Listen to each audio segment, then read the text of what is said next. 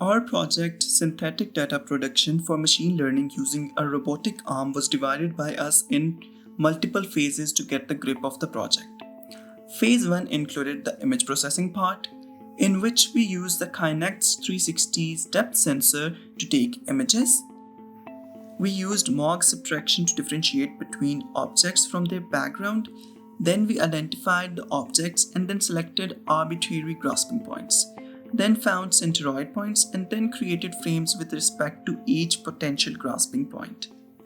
Coming in phase 2, which started after our last presentation, which was on the 27th January, we had multiple tasks that needed to be done. Number 1, selecting, configuring and running the hardware. Number 2, programming the robotic arm to do the actions and poses. Number 3, training the machine learning model by trial and error grasping experiments and generating data. Number 4, testing and deploying it into a full package. So we started with the hardware. First, we got the robotic arm from the local vendor. We assembled the robotic arm. We then designed a power board to power the servo motors, and then we tested the servo motors.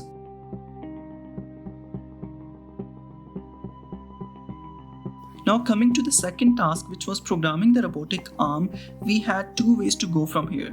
Number 1, coding its movement manually using Arduino. Number 2, using Robot Operating System, or also known as ROS, to configure the poses and the movements. After discussing with our co-supervisor, we finally decided to go for the second option.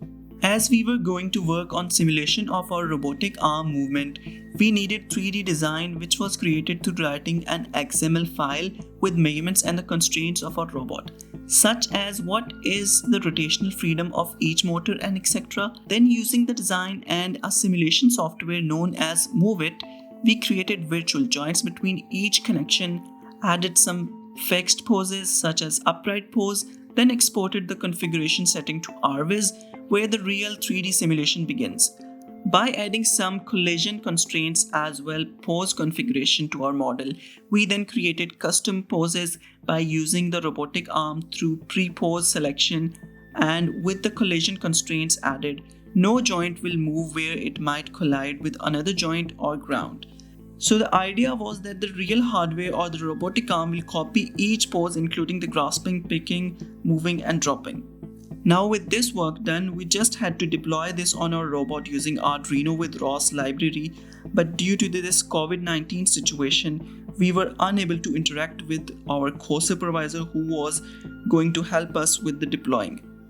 As we were not being able to get in touch with our co-supervisor, so we got in touch with our supervisor and he directed us to go back to the first approach of manually coding each pose using Arduino. We were going about programming our robotic arm to perform simple actions such as claw opening and closing, grasping motion using Arduino as base. Using Arduino, we had worked over multiple poses, but due to the servo motor suddenly going faulty, we have become open-ended on this side. As for the tasks which are not viable to do, they include integration of hardware, which is the robot, a kinetic depth camera, and main control board. We can also not work on the integration of our grasp location selection model and our image processing and robot control software. This makes our project come to a complete stop, as we are also unable to have an interaction with our co-supervisor. And going by the daily news and reports, there is really a low probability of the university opening in the month of June, and even if it comes to that, due to the many uncertainties and missed interactions between our group and our supervisor and co-supervisor, we cannot wind up our project within 6 weeks under any circumstances. This further relates to the fact that we cannot meet with our co-supervisor, who is the main project lead, due to conflicting schedules and him being busy with a full-time job outside of university premises. This is all from our side. Thank you for listening, and Allah Hafiz.